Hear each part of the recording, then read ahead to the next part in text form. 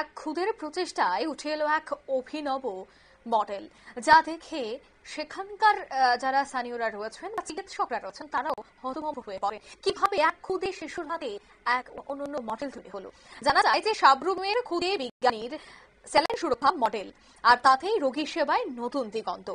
বিজ্ঞানের জাদু আবারও দেখা দিল এক খুদে প্রতিভার হাতে। দক্ষিণ ত্রিপুরার হরিণা এইচএস স্কুলে ছাত্র রোহিত দেবনাথ এমন এক অভিনব সায়েন্স মডেল তৈরি করেছে, যা হাসপাতালে রোগীর সেবার ক্ষেত্রে বড় ধরনের সমস্যার সমাধান করে দিতে পারে।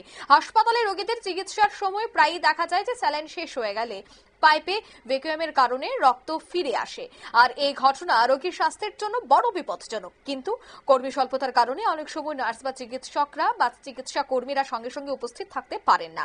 আর এই সমস্যা থেকে অনুপ্রাণিত হয়ে রোহিত তৈরি করেছে এক অটোমেটিক স্যালাইন অ্যালার্ম মডেল, যার উদ্ভাবিত যন্ত্রটি স্যালাইন শেষ হওয়ার সঙ্গে সঙ্গে স্বয়ংক্রিয়ভাবে অ্যালার্ম বাজাবে এবং একই সঙ্গে পাইপে রক্ত প্রবাহ বন্ধ করে দেবে। ফলে রোগীর জীবন সুরক্ষিত থাকবে এবং হাসপাতালে কর্মীদের চাপও অনেকটা হ্রাস পাবে। কি বলছেন তারা, শোনাবো।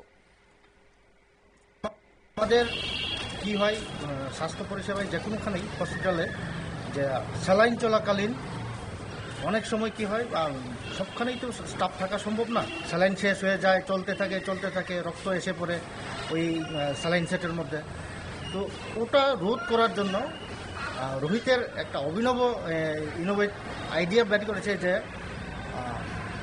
ওজন দিয়ে একটা সেন্সার বাজবে এবং সেই সেন্সারের সঙ্গে আবার মোটর চলে, ওই যাতে ভেইনের মধ্যে বাতাস না যায় তার জন্য ওই মোটরটাই অটোমেটিক্যালি স্যালাইন বন্ধ করে দেয়। রোহিতের এই উদ্যোগ শুধু বিজ্ঞানের প্রতি তার আগ্রহী তুলে ধরেনি, বরং প্রমাণ করেছে সমাজের সমস্যাগুলির সমাধান খুদে বিজ্ঞানীদের চিন্তা ভাবনা থেকেও আসতে পারে। সাবরুম মহকুমা মানুষের কাছে এটি নিঃসন্দেহে এক অনুপ্রেরণার ঘটনা। নিয়ে নিচ্ছি ছোট একটি বিজ্ঞাপন বিরতি, সঙ্গে থাকুন।